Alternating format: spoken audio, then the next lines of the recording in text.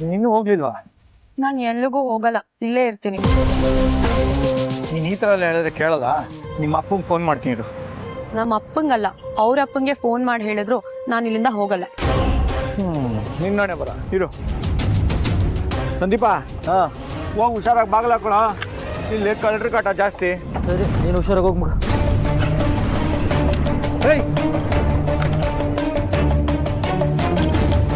ಏನು ಈ ನಾಟಕ ಇದು? ನಮ್ಮಪ್ಪ ಬಂದರು, ಅವ್ರ ಅಪ್ಪ ಬಂದರು, ಇಲ್ಲೇ ಇರ್ತೀನಂದೆ. ಮತ್ತೆ ಸುಮ್ಮನೆ ನಿಂತ್ಕೋಬೇಕು ತಾನೆ? ನೀನು ಎಲ್ಲಿರ್ತೀಯೋ ನಾನು ಅಲ್ಲೇ ಇರ್ತೀನಿ. ಹೌದಾ? ಹೆಂಗೋ ನಾನು ಕುಡ್ದೀನಿ. ಬಾ, ಹೋಗ್ತಾ ಯಾವ್ದಾದ್ರು ಮೂರಿಲಿ ಬಿಸಾಕ್ಬಿಟ್ಟು ಹೋಗ್ತೀನಿ. ಮೋರಿಗಾದ್ರೂ ಹಾಕು, ಗೋರಿಗಾದ್ರೂ ಹಾಕು, ನಾನು ನಿನ್ನ ಜೊತೆನೇ ಇರ್ತೀನಿ. ಇದೇನ ಇದು? ಸುಮ್ಮನೆ ಕೇತೆ ಇರಿಟೇಟ್ ಮಾಡ್ಬೇಡ. ನಂಗೆ ಭಯ ಆಗುತ್ತೆ. ಈ ಓವರ್ ಡೋ ಎಲ್ಲ ಮಾಡ್ಬೇಡ, ನನಗೆ ಇಷ್ಟ ಆಗಲ್ಲ. ಎತ್ತು ಕೈ. ಬೈಕ್ನ ಸ್ಲೋ ಆಗಿ ಓಡಿಸ್ತೀಯ ತಾನೆ? ಸ್ಲೋ ಆಗೆಲ್ಲ ಓಡಿಸಲ್ಲ. ಯಾವ ಹೆಂಗ್ ಓಡಿಸ್ತಾನೋ ಹಂಗೆ ಓಡಿಸೋದು ಅಷ್ಟೇ. ಹಾಗಿದ್ರೆ ಹೀಗೆ ಇಟ್ಕೊಳ್ತೀನಿ ಪ್ಲೀಸ್.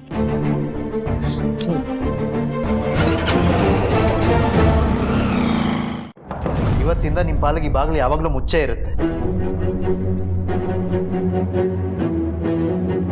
ಇನ್ಮುಂದೆ ಇವ್ರ ಜೊತೆನೆ ಮಲ್ಗ್ತೀನಿ ಅಂತ ಸೌಂದರ್ಯ ಮೇಡಮ್ ಬೇರೆ ಸವಾಲ್ ಹಾಕಿದ್ದೀನಿ. ಗೆಲ್ತೀನಿ ಅನ್ನೋ ನಂಬಿಕೆಯಲ್ಲಿ ರೂಮಿಗೆ ಬಂದರೆ ಇವ್ರು ನನ್ನನ್ನು ಸೋಲ್ಸ್ಬಿಟ್ರಲ್ವಾ. ಏನು ಮಾಡಲಿ ಈಗ? ಇಲ್ಲ, ಯಾವುದೇ ಕಾರಣಕ್ಕೂ ಈ ಸವಾಲಲ್ಲಿ ನಾನು ಸೋಲ್ಬಾರ್ದು. ನೋಡಿ, ನೀವಿವಾಗ ಬಾಗಿಲು ತೆಗಿಲಿಲ್ಲ ಅಂದರೆ ನಾನು ಜೋರಾಗಿ ಕಿರ್ಚ್ಬಿಡ್ತೀನಿ. ಕಿರ್ಚಿ, ಕೂಗಾಡಿ, ಹಾರಾಡಿ ಏನ್ ಬೇಕಾದ್ರೂ ಮಾಡ್ಕೊಳ್ಳಿ, ನಾನಂತೂ ಬಾಗಿಲು ತೆಗಿಯಲ್ಲ. ಮನೆ ಆಚೆ ಹೋಗ್ತೀನಿ. ನಂಗೆ ಬೇಕಾಗಿರೋದು ಅದನ್ನೇ. ಮೊದಲು ಹೋಗಿ ದೇವ್ರೊಳದ್ ಮಾಡ್ಲಿ, ಬೇಕಾದ್ರೆ ಲಗೇಜ್ನೆಲ್ಲ ನಾನೇ ತಂದು ಬಿಸಾಕ್ತೀನಿ. ಮನೆ ಆಚೆ ಹೋಗ್ತೀನಿ ಅಂತ ಹೇಳಿದ್ದು, ಮನೆ ಬಿಟ್ಟು ಹೋಗ್ತೀನಿ ಅಂತ ಹೇಳಿಲ್ಲ. ಇನ್ನೇನಿಕ್ಕೆ? ಧರಣಿ ಕೂಡ್ತೀನಿ.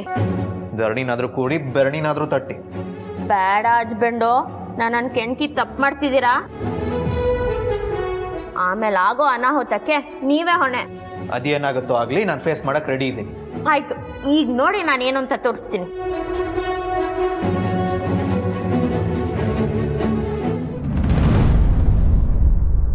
ಹೋದ್ರು ಅನ್ಸುತ್ತೆ. ಒಂದ್ಸರಿ ಚೆಕ್ ಮಾಡಿ ಕನ್ಫರ್ಮ್ ಮಾಡ್ಕೊಂಡ್ಬಿಡೋಣ.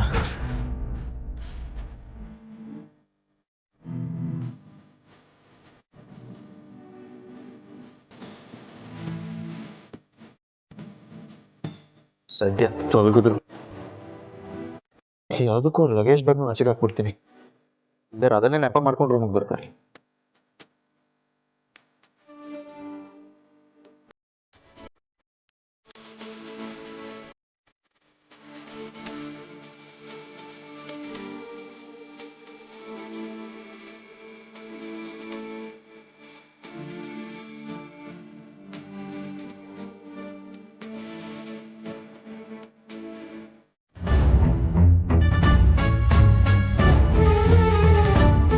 ಕೇಳಿಸ್ಕೊಂಡ್ರೇನ್ರಿ? ಅವನು ಬರೀ ಮನೇಲಿ ಬಿಟ್ಟಿದ್ದಷ್ಟೇ ಅಂತೆ.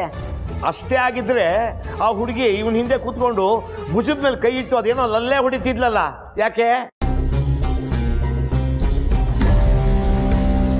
ಅದು ಅಲ್ಲದೆ ಇಷ್ಟೊತ್ತಲ್ಲಿ ಇವನ ಹತ್ರ ಮಾತಾಡೋದೇನೇ ಇದೆ? ಅವಳಿಗೆ ಇಷ್ಟೊತ್ತಲ್ಲಿ ಒಬ್ಳೆ ಮನೆಗೆ ಹೋಗ್ಬೇಕು ಅಂತ ಅವ್ರ ಅಪ್ಪನಿಗೆ ಫೋನ್ ಮಾಡಿದ್ದಿದ್ರೆ ಜೀಪೇ ಕಳಿಸಿರೋರು. ಅಣ್ಣ ಹೇಳಿದಷ್ಟು ಸರಿಯಾಗಿದೆ. ಇದಕ್ಕೆ ನೀನೇನ್ ಹೇಳ್ತೀಯಪ್ಪ ನರಸಿಂಹ? ಏನ್ ನಡೀತಿದೆ ನಿಮ್ಮಿಬ್ಬರ ಮಧ್ಯೆ? ನೀವು ಅನ್ಕೊಂಡಿರೋ ಥರ ಏನೂ ಇಲ್ಲ ಅತ್ತೆ. ನಾನು ಸಂದೀಪನ ಜೊತೆ ಇದ್ದಾಗ ಅವಳೇ ನಾನು ಹುಡ್ಕೊಂಡ್ ಬಂದಿದ್ದು. ಅವಳು ಯಾಕಪ್ಪ ನಿನ್ನನ್ನು ಹುಡ್ಕೊಂಡು ಬರ್ತಾಳೆ? ಅದೇನೋ ಕೆಲಸ ಆಗಬೇಕು ಅಂತ ಬಂದಿದ್ಲು. ಅದೇ ಟೈಮಿಗೆ ನಾನು ಹೊರಟಿದ್ದೆ, ನನ್ನ ಮನೆಗೆ ಬಿಡು ಅಂತ ಬಂದ್ಲು ಅಷ್ಟೇ. ಅಷ್ಟೇ ನಡೆದಿದ್ದು ಅಂತ ಹೇಳ್ತಿದ್ದಾನಲ್ಲ, ಇನ್ನೂ ಯಾಕೆ ಅನುಮಾನ ನಿಮಗೆ? ಇವತ್ತೇ ಕೊನೆ. ನಿನ್ನ ಮುಖ ನೋಡಿಕೊಂಡು ನಿನ್ನ ಮಗನ್ನ ಸುಮ್ಮನೆ ಬಿಡ್ತಾ ಇದ್ದೀನಿ. ಇನ್ನೊಂದ್ಸಲ ಈ ಥರ ನಡ್ಕೊಂಡಿದ್ದು ಯಾರಾದರೂ ಬಂದು ನನಗೆ ಹೇಳಿದ್ರೆ ಇವನು ಗ್ರಾಚಾರ ಬಿಡಿಸ್ಬಿಡ್ತೀನಿ. ಮನೆಗೆ ಬಂದ, ತಿನ್ನ, ಮಲಗದ್ನ, ಎದ್ದು ಹೋದ್ನ, ಇಷ್ಟರಲ್ಲೇ ಇರಬೇಕು. ಆ ಹುಡುಗಿ ಸಾವಾಸಕ್ಕೆ ಯಾವತ್ತೂ ಹೋಗ್ಬಾರ್ದು. ಮನೆಗೆ ಮಾರಿ ಊರು ಕುಕ್ಕಾರಿ ಅನ್ನೋ ಹಾಗೆ.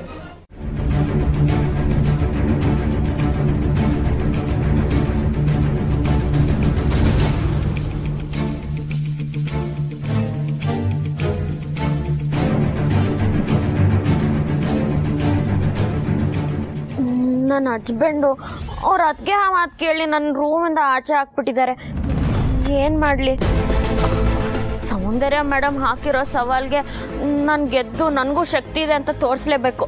ಇಲ್ಲಾಂದರೆ ಅವರು ನನ್ನ ಗಂಡನ ಜೊತೆ ಸೇರಿ ನನಗೆ ಕಾಲ್ ಚೆಂಡ್ ಥರ ಆಡಿಸ್ತಾರೆ. ಏನು ಮಾಡಲಿ? ಇಲ್ಲ ನನ್ನ ಹಸ್ಬೆಂಡೇ ಬಂದು ತಮ್ಮಯ್ಯ ಒಳಗೆ ಬನ್ನಿ ಅಂತ ಹೇಳೋ ಥರ ಏನಾದರೂ ಮಾಡಬೇಕಲ್ವಾ?